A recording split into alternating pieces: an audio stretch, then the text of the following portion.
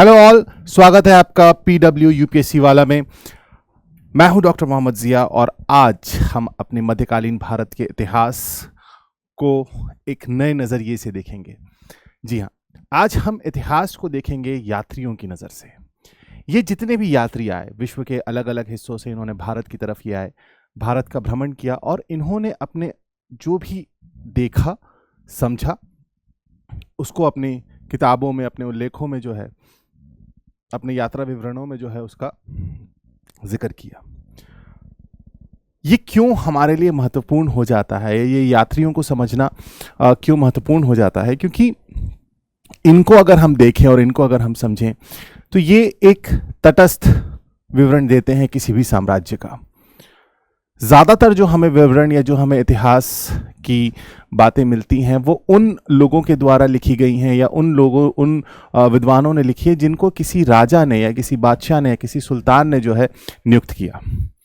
और ये एक जाहिर सी बात है, अगर उनको किसी राजा, सुल्तान या बादशाह ने यदि उनको नियुक्त किया है तो वो जो उस विवरण या जो इतिहास को लिख रहे होंगे वो उस राजा की नज़र से, उस राजा का गुणगान करते हुए लिख रहे होंगे, यानी कि वो विवरण अपने आप में तटस्थ नहीं होगा। लेकिन ये जो यात्री आए और इन्होंने अपनी यात्राओं का विवरण लिखा, ये जो इन्होंने देखा, जो समय के इतिहास को इन्होंने रचने की कोशिश की, उस प्रयास को अगर हम देखें तो वो बहुत बड़े पैमाने पर तटस्थ माना जाता है, क्योंकि वो किसी राजा या बादशाह के या किसी शासक के जो उनको पेशगी मिलती थी या जो उनको तनख्वाह मिलती थी वो उसके लिए नहीं लिख रहे थे, वो अपने तजुर्बे को वहाँ पर लिख रहे थे। इसलिए इन यात्रियों को समझना, अब हमारे एग्ज़ाम में, यूपीएससी के एग्ज़ाम में इसकी क्या महत्ता है? इसकी महत्ता ये है कि यदि सवाल आता है यात्रियों पे, क्योंकि ये एक ऐसी कड़ी है जिसको समझना अपने आप में भी, ये एक ऐसी कड़ी है जिसको हमें समझना ज़रूरी है, क्योंकि इससे सवाल जो आएगा वो मैच का क्वेश्चन आ सकता है या सीधा वक्तव्य आ सकता है कि इनमें से जो किसी भी यात्री का नाम लिख दिया जाएगा। दो तीन तरीके के सवाल बनते हैं। एक तो उनके यात्रा विवरण जो उन्होंने किताब लिखी उसका, एक वो किसके शासनकाल में आए, और तीसरा वो कहाँ से आए। ये तीन चीज़ें ही ख़ास तौर पे हमको ध्यान रखनी है कि पहला, वो कहाँ से आए, उनका मूल जो देश था वो कहाँ से आ रहे थे, वो जहाँ पर आए, वो जिस समय पे आए, उस शासनकाल में, उस काल में भारत में किसका शासन था, या वो किस राजा के दरबार में वो आए, और तीसरा उन्होंने जो किताब लिखी या जो भी उन्होंने अपनी यात्रा विवरण या जो भी उन्होंने इतिहास को लिखने का प्रयास किया वो क्या था। इसके अलावा यहाँ से कोई सवाल बनने की प्रोबेबिलिटी थोड़ी सी कम है। तो ये तीन चार ऐसी चीज़ें हैं जिस पर सवाल बनेगा। और अगर यहाँ से एक सवाल भी मिलता है, हमेशा याद रखिएगा ये जो छोटे छोटे इस तरीके के टॉपिक्स हैं इनको कभी मिस नहीं करना है, क्योंकि अगर एक क्लास करके, एक आधे घंटे की, एक 40 मिनट की एक क्लास करके अगर आपको एक सवाल मिल रहा है, आप ये मान के चलिए एक बहुत बड़ा आपके पास बेनिफिट है। तो शुरुआत करते हैं उन प्रमुख और महत्वपूर्ण विदेशी यात्रियों की जिन्होंने भारत की यात्रा की, और भारत की यात्रा में उन्होंने भारत के इतिहास को पिरोने की, और भारत के इतिहास को, और हमारे लिए एक बहुत महत्वपूर्ण स्रोत भी है ये इतिहास को समझने का। हमें ये एक चीज़ ध्यान रखनी होगी कि हम इनके विवरणों को हमने बहुत कहना चाहिए कि एक महत्वपूर्ण स्थान है जब हम भारत के इतिहास को जो है वो समझने की और दोबारा से लिखने की या उसको एनालाइज करने की कोशिश करते हैं। सबसे पहले ईसा पूर्व 302 ईसा पूर्व मेगास्थनीज इनमें से जिनके बारे में थोड़ी बहुत कहानियाँ मुझे जो पता होंगी वो भी मैं आपको सुना दूंगा। मेगास्थनीज की जब हम बात करते हैं तो ये उस समय की बात है जब सिकंदर का आक्रमण होता है भारत के ऊपर, और भारत के आक्रमण एक बड़ी मज़े की चीज़ है। ये विदेशी जितने आक्रमण होते थे ना, वो सिर्फ आक्रमण सत्ता के लिए होना वो एक अलग चीज़ है, वो लूटने के लिए होना अलग चीज़ है। लेकिन जब आक्रमण हुए, जब नए रास्ते खोजे गए, इन नए रास्तों ने नए यात्रियों को, नए व्यापारियों को जो है एक रास्ता दिखाया कि एक नई जगह है, आप वहाँ जा सकते हैं, आप उसके बारे में पता कर सकते हैं। और हमेशा आप देखेंगे कि जब भी आक्रमण हुआ, चाहे वो ग्रीक्स का आक्रमण हुआ हो, यूनानियों का आक्रमण हुआ हो, चाहे वो फारसियों का आक्रमण हुआ हो, उसके बाद हुन्स का जो है आक्रमण हो, चाहे वो अरब हो, टर्किश हो, कोई भी हो, इन आक्रमण होने के बाद हम हमेशा देखते हैं व्यापार, साहित्य, कला, इसमें एक नई प्रगति आती है। क्यों? क्योंकि वो आक्रमण एक रास्ता खोलता है। भारत के ऊपर आक्रमण हमेशा उत्तर पश्चिम की तरफ से हुआ, और ये एक बहुत महत्वपूर्ण चीज, मतलब मैं आपको एक बहुत महत्वपूर्ण चीज समझा रहा हूं, और आप इसको यदि देखने की कोशिश करें कि भारत इस पूरे उपमहाद्वीप को देखें, जिसमें हम हिंदुस्तान, पाकिस्तान, बांग्लादेश, श्रीलंका, इस पूरे अफगानिस्तान, इस पूरे उपमहाद्वीप को देखें, तो दक्षिण एशिया का ये हिस्सा हमेशा कमजोर रहेगा अगर इसका जो उत्तर पश्चिमी इलाका है वो कमजोर होगा। भारत के ऊपर आक्रमण तब हुआ जब उत्तर पश्चिम जो है वो कमजोर हुआ। चाहे वो फारसी आए हों, चाहे वो यूनानी आए हों, चाहे वो हून आए हों, चाहे अरब आए हों, तुर्की आए हों, मुगल आए हों, अफगान आए हों, फिर उसके बाद नादिर शाह, फारसी, सब एक ही रास्ते से आते थे, उत्तर पश्चिम की तरफ से। और उत्तर पश्चिम का कमजोर होना का मतलब यह है कि ये पूरा जो दक्षिण एशिया का इलाका है ये कमजोर होगा। और इसका कमजोर होना, अगर हम इसको आधुनिक विश्व के इतिहास में समझें, तो इसका कमजोर होना पश्चिमी देशों के लिए बहुत जरूरी है। क्योंकि यदि एक ऐसे आप इस पूरे इलाके को अगर आप देखें, जिसको हम अखंड भारत कहते हैं, अखंड भारत का जो उत्तर पश्चिमी इलाका है, तो अगर ये एक है, इसको हम एक भौगोलिक क्षेत्र मान के चलें दक्षिण एशिया को, तो आपको एक चीज दिखेगी कि यहां पर सिंधु नदी का मैदान भी आता है और गंगा ब्रह्मपुत्र का भी मैदान आता है।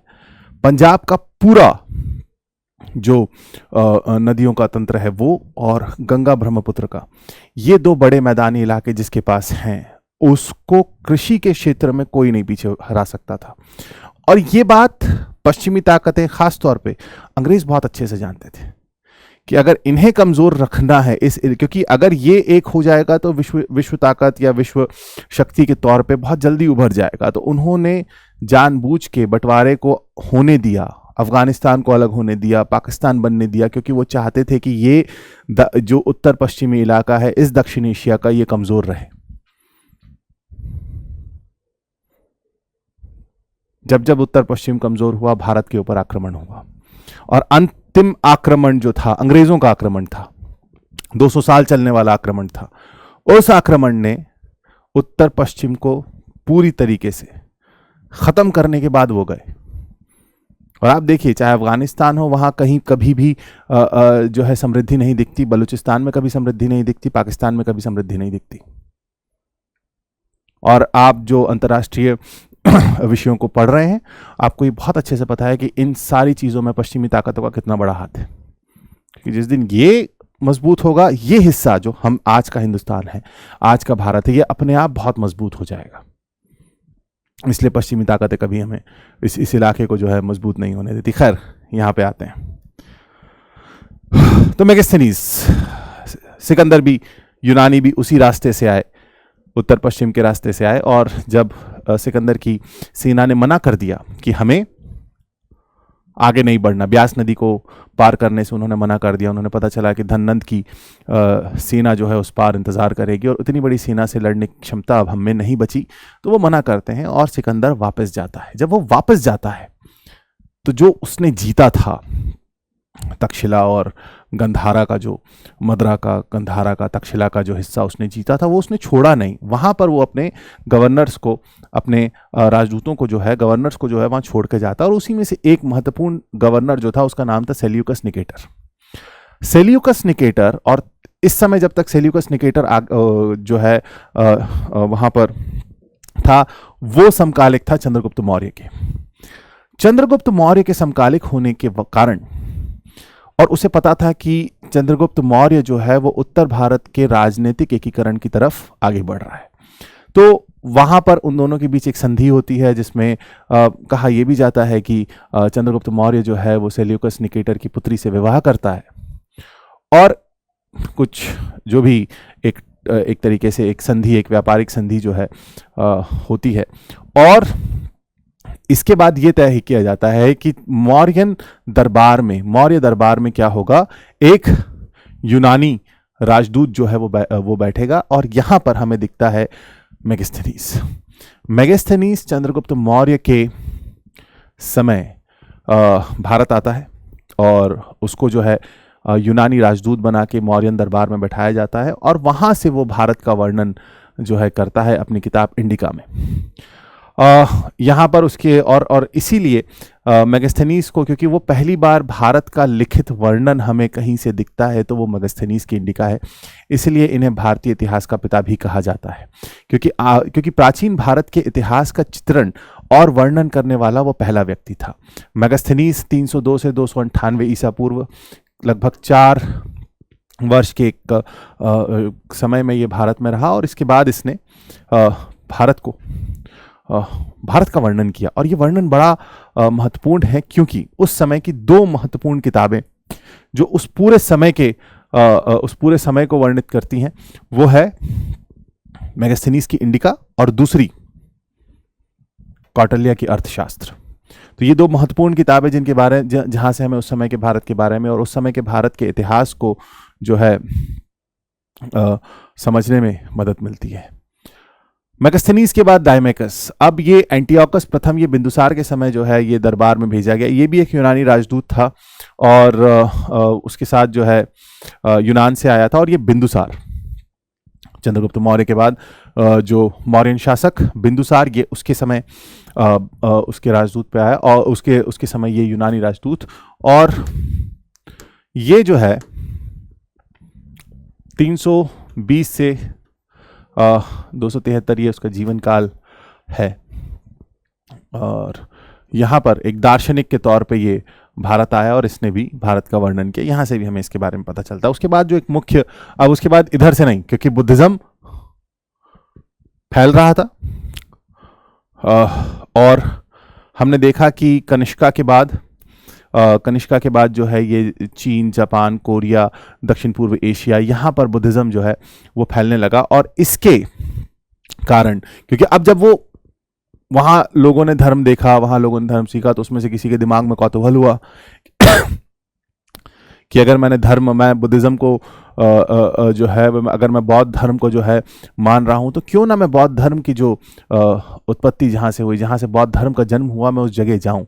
और इसी कौतूहल ने इस व्यक्ति को, फाहियान को, भारत की तरफ आकर्षित किया, और ये विक्रमादित्य चंद्रगुप्त द्वितीय गुप्ता काल में ये भारत आया। 405 से 411 ईस्वी तक इसने भारत की यात्रा की, लुम्बिनी की यात्रा की, और उसका जो मुख्य कार्य था, जो उसने पुस्तक लिखी, उसमें से एक उसकी यात्रा का जो वर्णन है, जिसमें कि वो बौद्ध साम्राज्यों का अभिलेख, और उसमें एक उनके साहसिक, मतलब जो साम्राज्य थे उनके साहसिक कार्यों का विवरण जो है हमें उसमें मिलता है।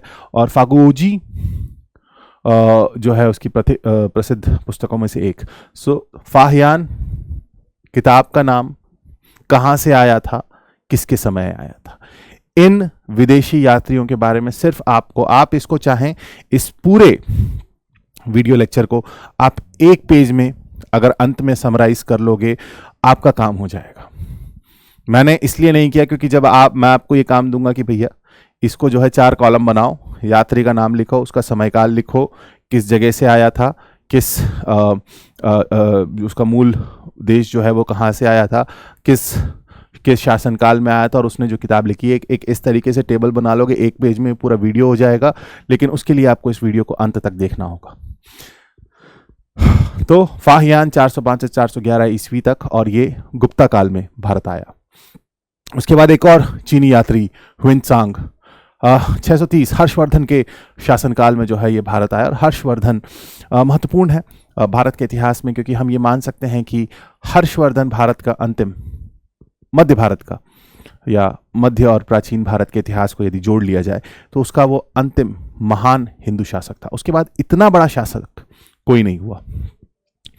और हमेशा मैंने कहा, राजा का शासन उसके साम्राज्य से नहीं, उसकी प्रजा के साथ उसका संबंध, और उसकी प्रजा उसके बारे में क्या सोचती है हम उससे तय करते हैं। बात करते हैं ह्वेनसांग की, जो 630 ईस्वी में आया, चीन से आया, हर्षवर्धन के काल में आया। और तो ये महत्वपूर्ण चीजें हो जाती हैं। हर्षवर्धन के शासन, और कितने समय तक भारत रहा? 15 साल तक ये भारत में रहा। और यहाँ पर इसने एक जो किताब लिखी, इसकी किताब का असल नाम जो है वो सीयूकी का जो मतलब होता है वो होता है the records of the western world. मतलब क्योंकि भारत जो है वो चाइना के पश्चिम में है। भारत की यदि भौगोलिक स्थिति देखें चाइना के परिप्रेक्ष्य में, तो वो चाइना के चीन के जो है वो पश्चिम की तरफ आता है। तो उसने लिखा क्या? सीयूकी, यानी कि the records of the western world, पश्चिमी देश का, पश्चिमी दुनिया का विवरण। इसके बाद इत्सिंग भी कहाँ से आया, किस समय आया? इस समय आया 671 से 695।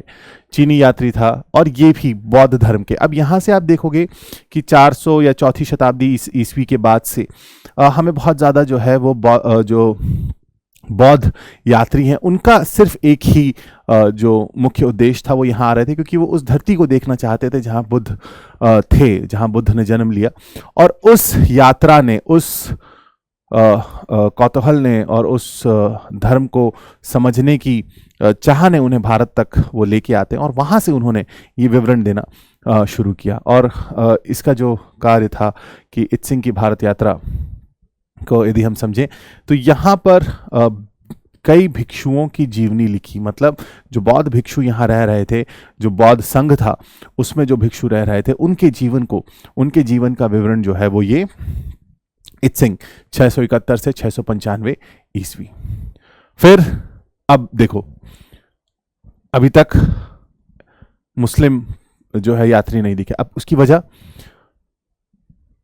7वीं शताब्दी के मध्य में इस्लाम जो है अरब में आया, और उसके बाद इस्लाम पूरी दुनिया में फैलना शुरू हुआ।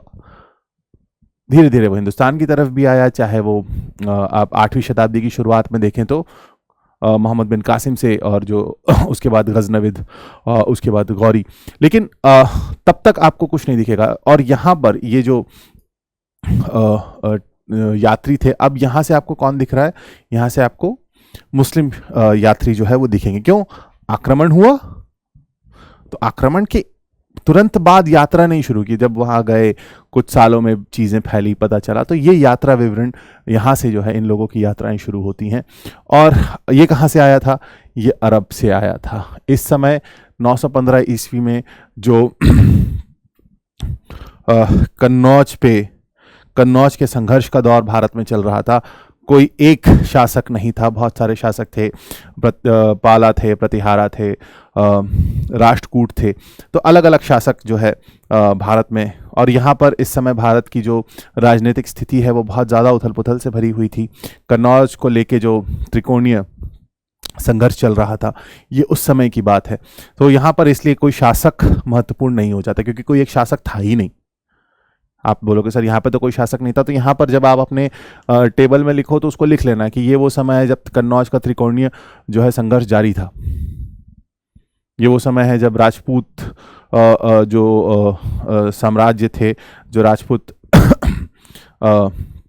वो छोटे बड़े जो है उनकी हर समय उनकी जो राजनीतिक सीमाएं थी वो बदल रही थी। यहाँ पर इसने इसकी किताब मुरूज़ अल ज़हाब में भारत के जो राजनीतिक और आर्थिक और धार्मिक इतिहास, तीनों चीज़ों की बात हो रही है। राजनीति की भी बात हो रही है, आर्थिक स्थितियों की भी बात हो रही है, और धार्मिक इतिहास की भी बात हो रही है। और ये अगर हम यहाँ से देखें तो फारस, मध्य एशिया से होता हुआ भारत, भारत से होता हुआ वो मेडागास्कर, मेडागास्कर से वो जो चाइना सी है वहाँ तक, चीन के सागर तक जो है ये यात्रा करता है।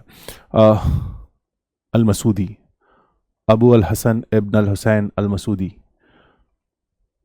फिर अल बरूनी। अब देखो, बौद्ध डिक्लाइन हुआ, बौद्ध धर्म जो है भारत में अपने पतन की ओर था, कम होने लगा उसका प्रभाव। किसका प्रभाव बढ़ने लगा? मुसलमानों का प्रभाव बढ़ने लगा। क्यों? वो शासक आने लगे। ये गजनवी का दौर था, और ये दरअसल महमूद गजनवी के साथ ही भारत आया। देखो, आक्रमणकर्ता आया, आक्रांता आया, उसके साथ व्यापार भी आएगा, उसके साथ विद्वान भी आएंगे, उसके साथ कला का भी जो है नई कला जो कहना चाहिए वो भी होगी। तो ये समझने वाली चीज़ें, देखिए इतिहास का तारीखों की बात नहीं है। इतिहास का मतलब आपको अगर ये कनेक्शन आप बैठा लेते हो कि ये क्यों हो रहा है, ये क्यों हुआ, तो आपका जवाब कभी गलत नहीं होगा। जैसे आपसे कोई कह दे कि अल मसूदी जो है वो 600 ईस्वी के आसपास आया, तो आप बोलोगे बिल्कुल गलत है, क्योंकि जब तक आक्रमण नहीं होगा कोई यात्री नहीं आएगा। इससे पहले आप यूनानी या इधर से देखोगे तो आपको वो दिखेगा। आप देखोगे कि हुन्स का जब आक्रमण होगा उसके बाद जो है ये चीनी यात्री जो है उस तरफ से आना शुरू होंगे। तो ये समझना आपको पड़ेगा कि किस समय क्या हो रहा था। यूनानी आए, यूनानी के साथ यूनानी ट्रैवलर्स आ गए, यूनानी यात्री आ गए। हुन्स के बाद हम देखते हैं कनिष्का ने जब उस पूरे पहली शताब्दी में जब कनिष्का ने पूरे साम्राज्य को जो है चाइना से लेके गंगा तक उसका जो है साम्राज्य था, उसके बाद आप देखोगे अच्छा ये जो है, इसके बाद आपको जो है चीनी यात्री दिखेंगे। मुस्लिम आक्रमण न हुआ, उसके बाद आपको अब ये गजनवी के साथ आया, ये गजनवी के साथ आया, और बहुत विद्वान था ये, मतलब सिर्फ एक जरूर ये एक आक्रांता के साथ आया, किंतु ये एक बहुत बड़ा विद्वान था। और ये मान सकते हैं कि भारत पर अध्ययन करने वाला ये पहला मुस्लिम विद्वान अल-बरूनी। 6 साल करीब ये भारत रहा, और इसकी किताब तहकीक हिंद। भारत पे अध्ययन करने का मतलब भारत को जो मुसलमानों या जो मुस्लिम विद्वानों में जो सबसे ऊपर नाम गिना जाता है वो अल-बरूनी का उसमें से एक है। फिर सर ये क्या हुआ, ये तो आप बोल रहे थे कि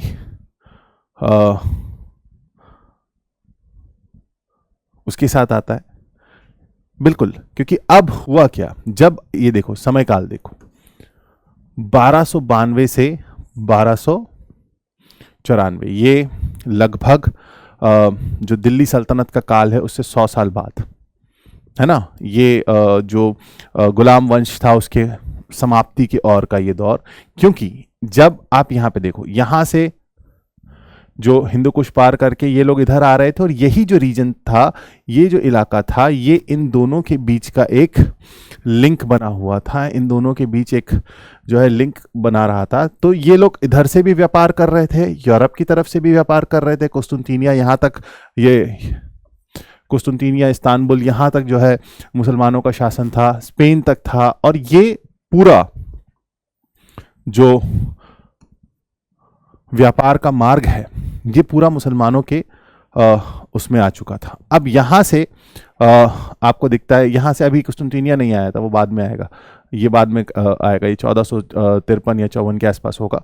लेकिन यहाँ से ये जो व्यापार मार्ग बना हुआ था, इसके कारण, क्योंकि अब ये इधर भी व्यापार कर रहे थे, इधर भी व्यापार कर रहे थे, तो एक व्यक्ति इधर से इधर आ गया, सीधी चीज है। तो इसके भी जड़ में शासन और आक्रमण ही है। तो वेनिस इटली से आया, मार्को पोलो खोजी यात्री था, व्यापारी था। देखो मैंने आपको बताया ना व्यापार, और इसने क्या किया, इसने जो पुराना रेशम मार्ग था, सिल्क रूट था, उससे एशिया का भ्रमण किया, एशिया की यात्रा की। काकतिया जो शासनकाल में इसने दक्षिण भारत का भ्रमण किया, उस समय मदुरई की तरफ पांड्या शासक थे। और इसकी किताब the book of sir Marco Polo, Bharat के आर्थिक इतिहास, क्योंकि क्या था, देखो वो क्या था, वो व्यापारी था, तो उसने किस तरीके के इतिहास को लिखने की कोशिश की, उसने आर्थिक इतिहास को लिखने की कोशिश की। बहुत महत्वपूर्ण है मार्को पोलो। और आप उसके वो सिर्फ यहां नहीं रुका ना, वो आगे भी गया। ये देखो इस तरफ भी उसने जो है यात्रा की। फिर इब्न बतूता, इब्न बतूता कहाँ से आए, इब्न बतूता आए मोरक्को से।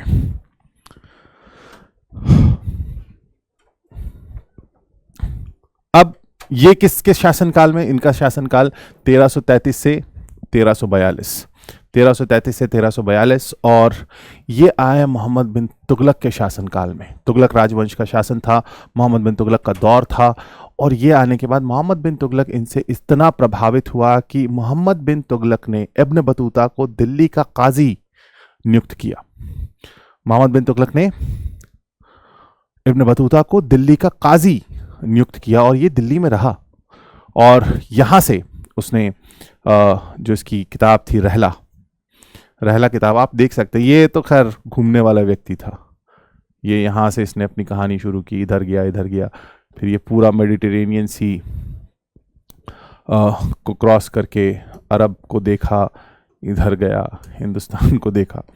तो इसने अपना जीवन जो है इब्न बतूता पॉसिबल संभावित जो है ये इसके रास्ते थे। और इब्न बतूता की रहला, इब्न बतूता कब आया? 1333 से 1342। महत्वपूर्ण चीज़ जो इसके बारे में याद रखनी है वो क्या है कि ये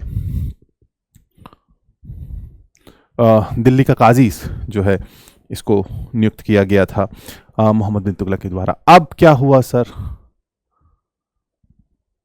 ये एक इतालवी यात्री, ये वो पुराने रास्ते से आया, ये अभी नए रास्ते से नहीं आया, ये इधर वाले रास्ते से ही आया, ये वाले, ये इटली, ये इधर आया, ठीक है।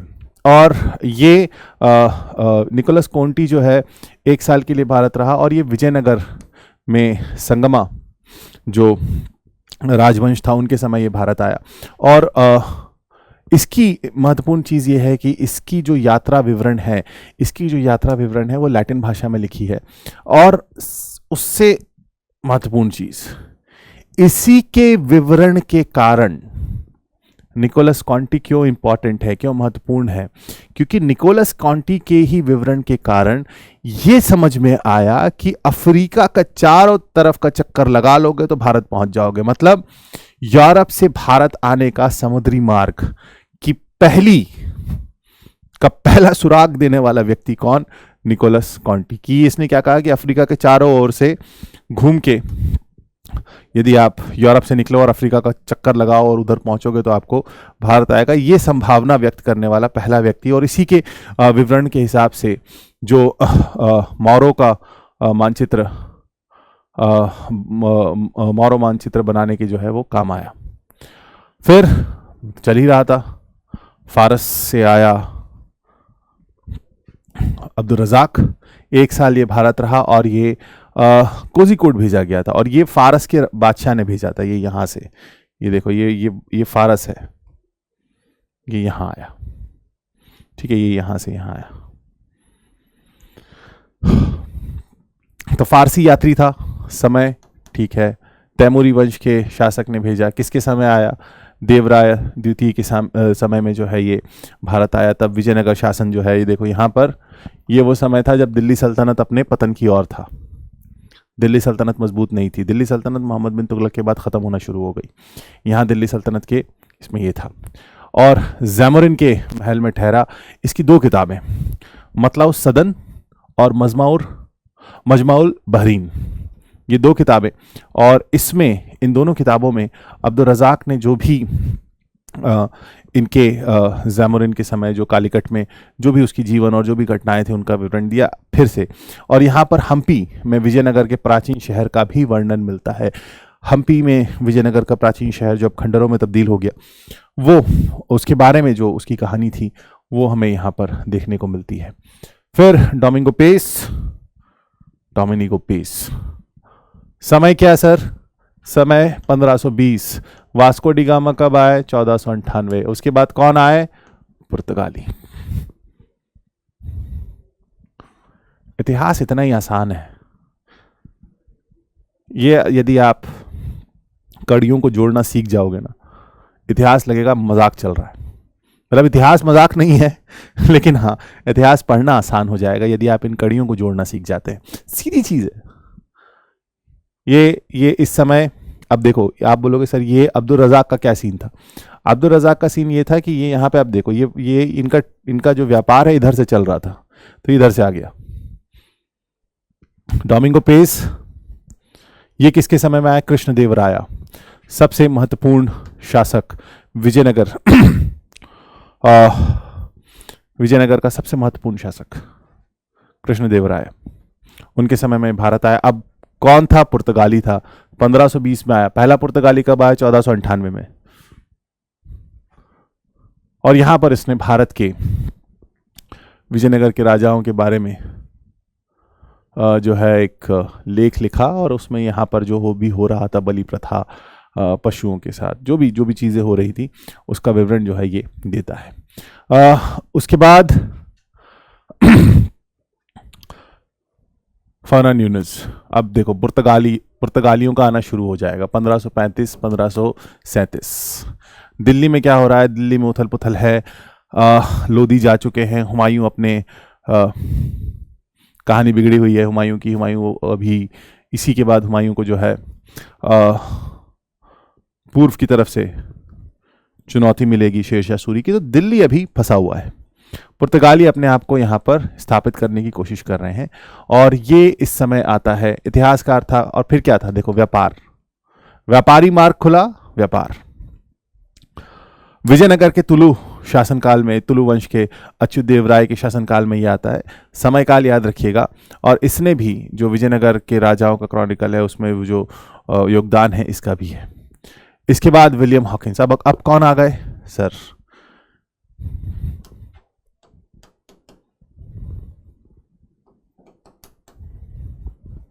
(1600) ईस्ट इंडिया कंपनी बनी। अंग्रेज आए, लेकिन अब यहां पर ये विलियम हॉकिंस का जो समय था, विलियम हॉकिंस के समय जहांगीर बादशाह था। 1605 में अकबर की मृत्यु हो जाती है। फिर जहांगीर का शासनकाल आता है। जहांगीर का शासनकाल बड़ा मजे का था। उसको कुछ करने की जरूरत ही नहीं पड़ी। क्यों नहीं पड़ी? सर, अकबर ने इतना कर दिया था। जहांगीर के बारे में सिर्फ आपको पूरे इतिहास में 2 चीजें ध्यान रखनी है। पहला कि वो अकबर का बेटा था, दूसरा उसके समय अंग्रेज आए थे, बस। उसने और इतना बड़ा साम्राज्य अकबर ने दे दिया था कि जहांगीर कुछ नहीं भी करता ना। वैसे भी उसने कुछ किया नहीं खास। खैर, अब मजे की चीज ये थी कि ये आया। अब एक ना नई कहानी बताता हूँ कि अंग्रेजी जो कंपनियां होती है ना, उनके अंदर कितना ये जो क्या कहते हैं उसे, साम्राज्यवाद इतना घुसा हुआ है, आज भी घुसा हुआ है। पहला जहाज ईस्ट इंडिया कंपनी का जो भारत आया, हेक्टर। ईस्ट इंडिया कंपनी का भारत आने वाला पहला जहाज हेक्टर, अंग्रेजी कंपनी है मॉरिस गैराजेस। उन्होंने जब अपनी भारत में, ब्रिटिश कंपनी है, भारत में पहली गाड़ी लॉन्च की, उसका नाम रखा हेक्टर। हमें पता ही नहीं है। हमें ना, जिन लोगों ने, मतलब मैं बताऊं, जिनको पता भी नहीं होगा ना, बहुत बड़ा प्राउडर है। अरे भैया, वो उस गुलामी को तुम्हें याद दिलाने की कोशिश कर रहे हैं। ब्रिटेन की कंपनी भारत आती है, अपनी गाड़ी लेके आती है, और अपनी गाड़ी का नाम क्या रखती है? हेक्टर। हेक्टर किसका नाम था? उस पहले जहाज का जो ईस्ट इंडिया कंपनी भारत लेके आई। वो गुलामी की निशानियां हैं। गुलामी की निशानियों को अपने जहन से मिटाना होगा। सिर्फ नाम बदल देने से काम नहीं चलेगा। उस सोच को बदलना होगा जिसने गुलाम बना रखा है। खैर, अब मजे की चीज ये हुई कि ये जब आया तो ये जहांगीर से मिलने गया। जहांगीर ने थोड़े दिन तो एंटरटेन किया। जहांगीर ने बोला, जहांगीर इसे अंग्रेज खान कहता था। फिर इसे भगा दिया, बोले हटो यहां से। क्यों भगाया? क्योंकि ये जो बंदा था विलियम हॉकिंस, ये ईस्ट इंडिया कंपनी का दूत था। जहांगीर ने बोला, औकात है तुम्हारी? तुम समझ रहे हो तुम किससे बात कर रहे हो? तुम इस दुनिया के सबसे रईस खानदानों के शासकों में से एक से बात कर रहे हो। और यह सच है कि उस समय जितने शासक थे, सबसे रईस ये थे, मुगल थे। मुगल से ज्यादा पैसा उस वक्त किसी के पास नहीं था। तुम बात किससे कर रहे हो? मतलब एक कंपनी की औकात है। मतलब इसको ऐसा समझिए कि एक बादशाह से बात करने किसी कंपनी का एमडी चला जाएगा, पर बादशाह ने लात मार के भगाया, बोला अब तुम्हारी औकात है बात करने की। अब वो एक अलग चीज़ है कि पुर्तगाली थे और वो सब एक कहानी चलने दो, लेकिन उन्होंने भगा दिया, बोले I don't talk to people like this, मुझे ऐसे ऐसे लोगों से बात नहीं करना, निकलो यहाँ से। बोले सर सॉरी। फिर क्या हुआ, फिर कौन आया, फिर आया थॉमस रो। थॉमस रो आया, लेकिन थॉमस रो आया और जहांगीर ने उसे बैठाया, क्योंकि थॉमस रो कौन था, थॉमस रो जेम्स प्रथम का राजदूत था। जहांगीर ने बोला अब बात करो, एक राजा का राजदूत एक राजा से बात करने आया, मैं बात करूंगा। कंपनी मतलब छोटी सी कंपनी जो राजा के रहमो करम पे बनी हुई थी। अब वो एक अलग कहानी है कि कैसे उस कंपनी ने मुगलों को पेंशन पे ले लिया, वो हम आगे के इतिहास में देखेंगे। ये भी एक क्या कहें, अपने आप में एक बड़ा सोच विचार करने वाला विषय है कि वो कंपनी जो कभी मुगलों से इजाजत लेने आई, जो मुगलों से जो है ये कहने आए कि मालिक इजाजत हो तो फैक्ट्री खोल लो, मालिक ने भी लात मार के भगा दिया कि तुमसे थोड़ी बात करूंगा। फिर कौन आया, फिर राजा का राजदूत आया, बोले हाँ अब ठीक है, ये एक राजा जो है एक राजा से बात करेगा तो मैं बात करूंगा। और यहां पर जहांगीर ने जो है सूरत में जो इनको सुरक्षा दी और जो भी चीजें लिखी, लेकिन यहां पर सॉरी, ये a journal of mission to the Mughal empire, एक महत्वपूर्ण कहानी, उस दौर की कहानी, उस दौर का इतिहास कि अंग्रेज भारत आए कैसे और अंग्रेजों को भारत में जगह कैसे मिली। ये हमें थॉमस रो 1615 से 1619 भारत में रहा और मुगल काल जहांगीर के काल में आया। उसके बाद एडवर्ड टेरी, ये थॉमस रो के साथ था, गुजरात में आया, तो वही समय था इसका भी। फिर जॉन फ्रायर, ये शाहजहां के शासनकाल में आया, देखो 1627 कैसी।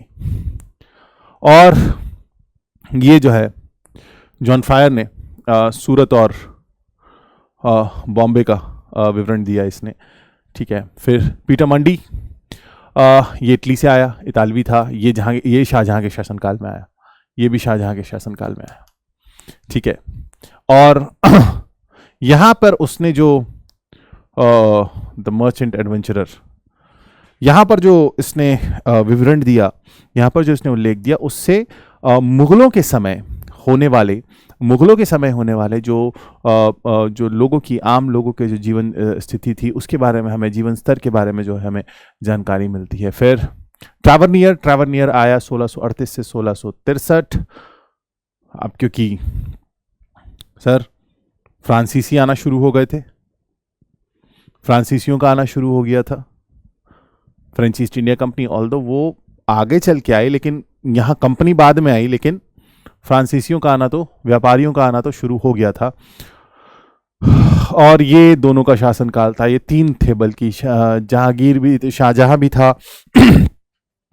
और दारा शिकोह भी था और औरंगजेब भी था। तीन इसमें, दारा शिकोह को हम गिनते नहीं है, बहुत छोटे समय के लिए वो था, लेकिन इसने यहाँ की, और ये इसने भारत में हीरे की खदानों के बारे में जो है विवरण दिया।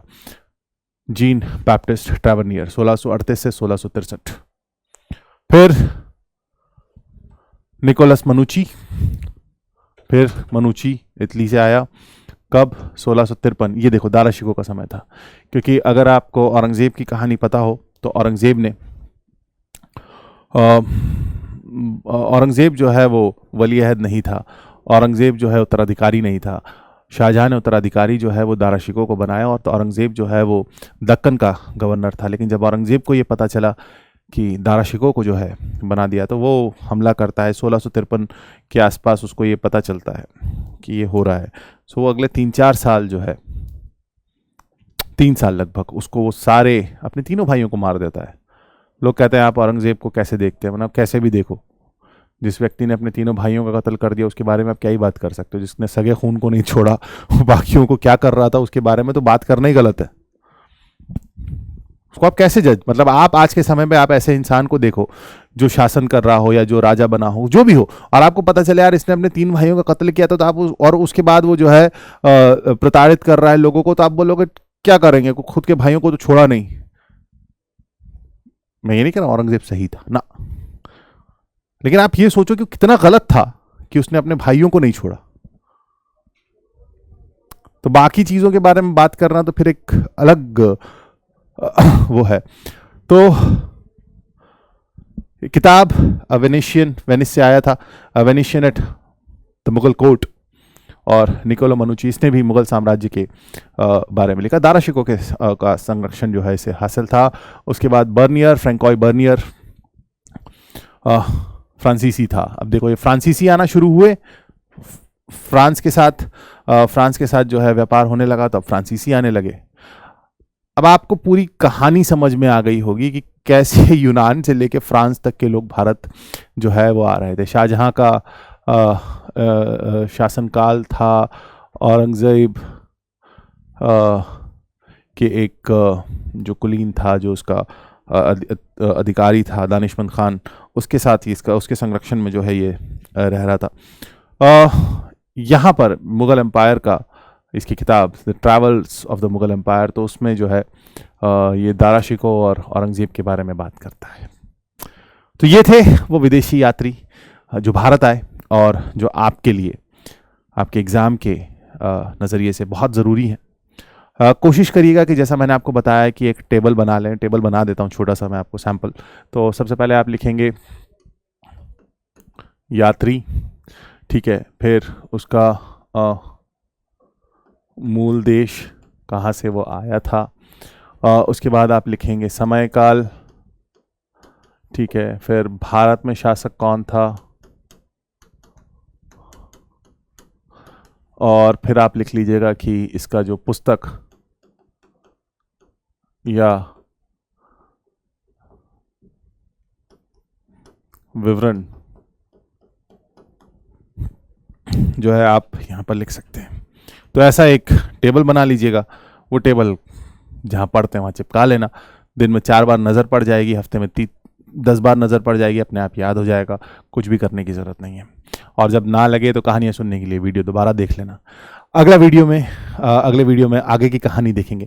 तब तक अपना ख्याल रखिएगा और कोशिश करिए कि जितना ज़्यादा रिवीजन कर सके। बहुत ज़रूरी है इस समय रिवीजन करना। ये वो समय जब आपके रिवीजन को जो है आपको रिवीजन को आपकी बहुत ज़रूरत है। तो अपना और अपने रिवीजन का ख्याल रखिए। अगले वीडियो में मिलेंगे, तब तक ख्याल रखिए अपना। जय हिंद।